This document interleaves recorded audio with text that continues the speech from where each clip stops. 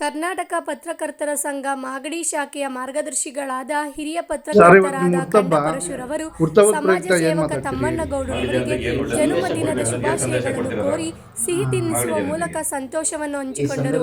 ಈ ಸಂದರ್ಭದಲ್ಲಿ ಅಧ್ಯಕ್ಷರಾದ ತಿಪ್ಪಸಂದ್ರ ಹರೀಶ್, ಪ್ರಧಾನ ಕಾರ್ಯದರ್ಶಿಗಳಾದ ದ್ವಾರಕ ಎಸ್, ಕಾರ್ಯದರ್ಶಿಗಳಾದ ಜಯರಾಜು ವಿ, ಸಹ ಕಾರ್ಯದರ್ಶಿಗಳಾದ ವಿಜಯ್, ಖಜಾಂಚಿಗಳಾದ ಟಿ.ಎಲ್. ರಾಜು, ದಯಾನಂದ್, ರಘು, ಪುರುಷೋತ್ತಮ್ ಉಪಸ್ಥಿತರಿದ್ದರು. ವಂದನೆಗಳನ್ನು ನಾನು ತಿಳಿಸ್ತೀನಿ. ಹಾಗೆ ಈ ಒಂದು ನನ್ನ ಹುಟ್ಟುಹಬ್ಬದ ಪ್ರಯುಕ್ತ ತಾವುಗಳು ಬಂದು ಒಂದು ಸಂದರ್ಶನವನ್ನು ಮಾಡುವಂಥ ಒಂದು ಈ ಸುಸಂದರ್ಭದಲ್ಲಿ ತಮಗೆಲ್ಲರಿಗೂ ನಾನು ಆಭಾರಿಯಾಗಿದ್ದೀನಿ.